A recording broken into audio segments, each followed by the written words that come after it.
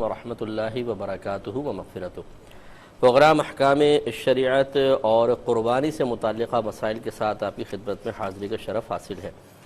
جیسے تو ہمارا فرض علوم کا بیان چل رہا ہے، فرض علوم کے سلسلے میں ہمارا کلام چل رہا تھا، لیکن چونکہ ابھی قربانی کے ایام بہت نزدیک ہیں اور آپ کو پتہ ہے کہ ویکلی ہمارا پروگرام ہے اور ہفتے میں 2 دن پروگرام ہوتا ہے، تو اس لیے میں نے سوچا کہ کچھ پروگرام چونکہ 10 ذوالحجہ سے پہلے ہوں گے تو اس میں قربانی کے مسائل بھی آپ کی خدمت میں تھوڑے سے نپے تلے الفاظ میں ذکر کر دیے جائیں۔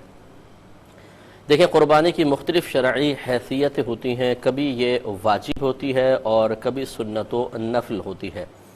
اس کے وجوب کی مختلف صورتیں ہو سکتی ہیں۔ پہلی صورت تو یہ کہ کسی نے منت مانی ہو، چاہے وہ غنی ہو چاہے شرعی فقیر ہو، اگر منت مان لے اور چاہے وہ مشروطہ ہو کہ اللہ تعالیٰ میرے کام ہو جائے تو میں تیری رضا کی خاطر اس سال قربانی کروں گا، کام ہو گیا، قربانی دونوں پہ واجب، یا مطلقاً کر لے کہ اللہ تعالیٰ تیری رضا کی خاطر میں اس سال قربانی کروں گا، اگر کوئی زبان سے الفاظ ادا کر لے تو فوراً اس پہ اس سال قربانی کرنا واجب ہو جائے گا، تو یہ غنی ہو چاہے فقیر دونوں پہ قربانی واجب ہو جائے گی۔ ایک اور صورت ہوتی ہے کہ اگر کوئی شرعی فقیر غریب آدمی قربانی کی نیت سے جانور خرید لے تو اس پر اس جانور کی قربانی واجب ہو جائے گی۔ اگر کوئی مالک نصاب غنی شخص مالدار شخص خریدتا تو اس پہ پرٹیکولر اس جانور کی قربانی واجب نہ ہوتی، یعنی خریدنے کے بعد چاہے تو اس کو بیچ کر دوسرا جانور لے آئے، یہ ہو سکتا ہے۔ لیکن جب شرعی فقیر جس پر قربانی واجب نہیں ہوتی، غیر مالک نصاب اگر کوئی جانور خرید کر لائے گا تو جیسے ہی یہ جانور خریدے گا اس پر اس ہی جانور کی قربانی واجب ہو جائے گی، اب اسے تبدیل نہیں کر سکتا، اس کو بیچ نہیں سکتا ہے۔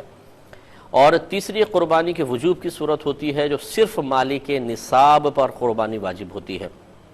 مالک نصاب وہ شخص ہے جس کی ابھی میں بتاتا ہوں کہ اس کے پاس مال وغیرہ ہو تو پھر اس کے اوپر قربانی واجب ہوتی ہے اور شرعی فقیر پر قربانی لازم نہیں ہوتی ہے۔ اب ہمارے گھروں میں عموماً یہ ہوتا ہے، بہت بڑی یہ مسٹیک ہے، آپ سب ذرا غور سے اس کو سماعت فرمائیں اور اپنے رشتہ داروں تک ان مسائل کو پہنچائیں کہ بعض اوقات تو ہم نے قربانی کرنے کا ٹھیکہ گھر کے سب سے بڑے فرد کو دیا ہوتا ہے۔ جی ہمارے ہاں تو ہر سال والد صاحب قربانی کرتے ہیں، اب یہ نہیں دیکھا جاتا کہ گھر کے کس فرد پر قربانی واجب ہو رہی ہے کس پر نہیں، اس کا شعور نہیں ہوتا، بس ایک ذمہ داری ہے جو والد صاحب ادا کریں گے۔ ہر سال والد صاحب جانور لاتے ہیں، ذبح کرتے ہیں۔ اس میں غلطی یہ ہو سکتی ہے، خرابی یہ ہو سکتی ہے کہ ہو سکتا ہے والد صاحب پہ قربانی واجب نہ ہو، بیٹے پہ ہو، بیوی پر ہو، بہو پر ہو یا کسی بیٹی پر ہو، اس پہ ہم توجہ نہیں کرتے، لہٰذا بعض اوقات والد صاحب پہ قربانی نہیں ہے، وہ کر رہے ہیں تو نفل ہو رہی ہے، اور جس پہ قربانی تھی وہ کر نہیں رہا تو اس کا واجب ترک ہو رہا ہے اور اس طرح وہ گناہ گار ہوگا۔ بعض اوقات ایسا ہوتا ہے کہ مثلا والد صاحب پہ واجب ہے لیکن ہمارے ہاں راؤنڈ چلتا ہے گھر کے اندر، اس سال کس کی طرف سے تھی؟ جی والد صاحب کی طرف سے، نیکسٹ ایئر جی والدہ کی طرف سے، اس سے اگلے سال بیٹے کی طرف سے ہوگی، وہ کہتے ہیں کہ پچھلے سال تو میں نے اپنی طرف سے کر دی تھی، اس سال ہمارا ارادہ ہے کہ بیٹے کی طرف سے کریں گے، تو یہ بھی صحیح نہیں ہے۔ ہو سکتا ہے والد صاحب پہ قربانی واجب ہو، بیٹے پہ نہ ہو، اور آپ نے اپنے گھر کے اصول کے مطابق یہ کہا کہ اس سال ہمارا ارادہ بیٹے کی طرف سے کرنے کا ہے، تو اگر بیٹے کی طرف سے کریں گے تو نفلی قربانی ہوگی، اور جو والد صاحب پہ واجب قربانی تھی اس کا کیا ہوگا؟ تو یہاں ترک واجب آ جائے گا اور اس طرح گناہ گار ہوں گے۔ لہٰذا خلاصہ کلام یہ ہے، بہت غور سے سماعت فرمائیں کہ قربانی کے 3 دن ہوتے ہیں، 10 ذوالحجہ، 11 اور 12۔ ان 3 دنوں میں گھر کے جس فرد میں قربانی کی شرائط پائی جائیں گی اس پہ قربانی واجب ہوگی۔ وہ والد صاحب بھی ہو سکتے ہیں، والدہ بھی ہو سکتی ہیں، بیٹا بیٹی، پوتا پوتی، نواسا نواسی، یا بہویں ہو سکتی ہیں، جو بھی جن میں بھی شرائط پائی جائیں گی اس پہ قربانی لازم ہوگی۔ گویا کہ قربانی کے 3 دنوں میں، اور میرا مشورہ تو یہ ہوگا کہ چونکہ ہم جانور 3 4 5 6 دن پہلے ہی لے کر آتے ہیں، اس لیے قربانی سے 1 ہفتے پہلے ہی گھر کے تمام افراد اپنا اپنا حساب و کتاب کر کے قربانی کی شرائط کو اپنی ذات میں تلاش کریں، اگر مل جائے تو ان پہ قربانی واجب ہے۔ لہٰذا وہ کون سی شرائط ہیں؟ نمبر 1 مسلمان ہونا، کافر پہ قربانی واجب نہیں۔ نمبر 2 عاقل و بالغ ہونا، پاگل و مجنون پہ واجب نہیں، اسی طرح نابالغ پر واجب نہیں۔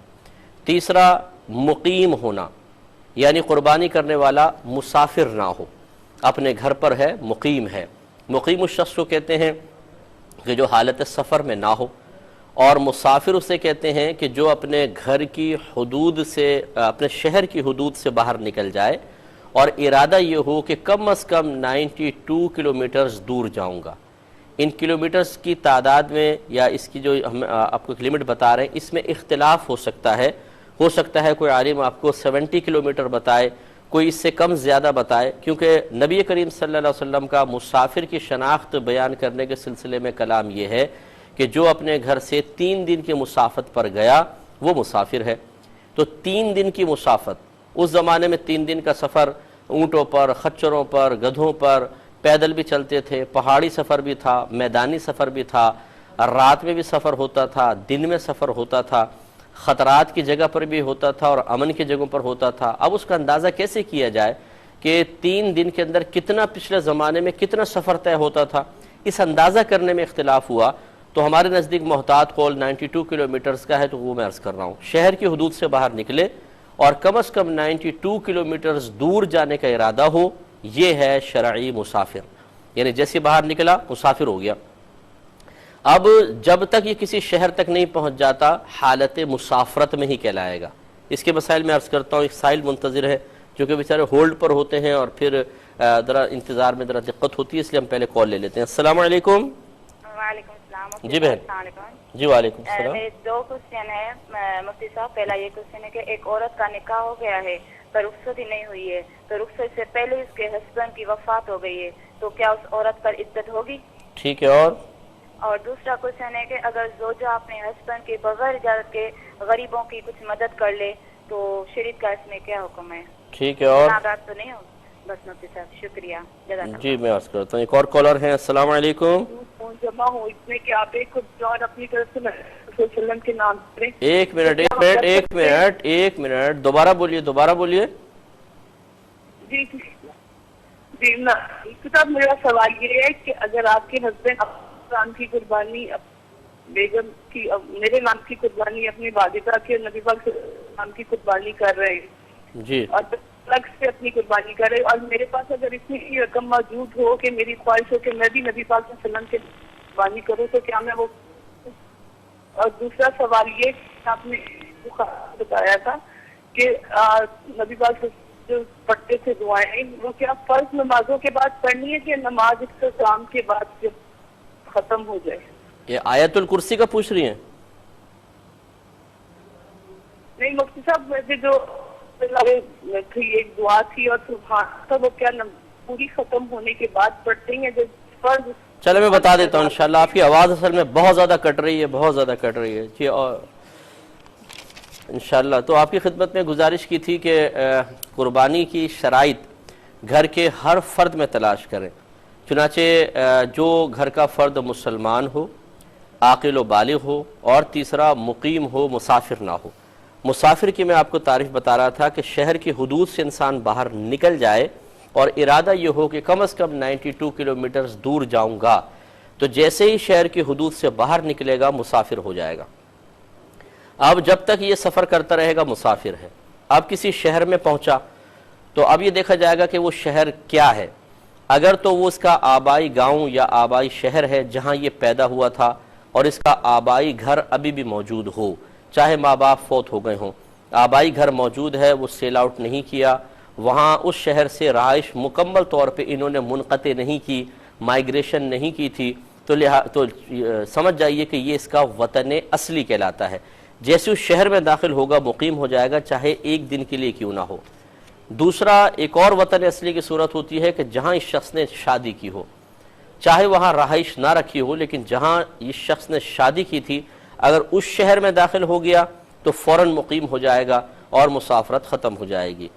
تیسرا، اس نے کسی ایسے شہر میں داخل ہو گیا کہ جہاں یہ نیت کی تھی کہ میں اس سے کبھی بھی باہر نہیں نکلوں گا، اب میں یہیں پہ مکمل طور پہ رہائش پذیر رہوں گا، باہر نہیں نکلوں سے مراد کہ ہم یہاں چھوڑ کر نہیں جائیں گے، شہر کو اسی میں رہیں گے، مکمل مستقل رہائش اختیار کرنے کا وہاں ارادہ کر لیا ہے، تو جیسے اس شہر کے اندر داخل ہوگا اب اس کا مسافرت ختم ہو جائے گی۔ یہ تو ہوا وطن اصلی۔ 3 طرح کے وطن اصلی تھے، ان میں حکم یہ ہوتا ہے جیسے آپ مسافرت کر کے داخل ہوں گے چاہے ایک دن کے لیے کیوں نہ ہو، آپ کی مسافرت ختم ہو جائے گی۔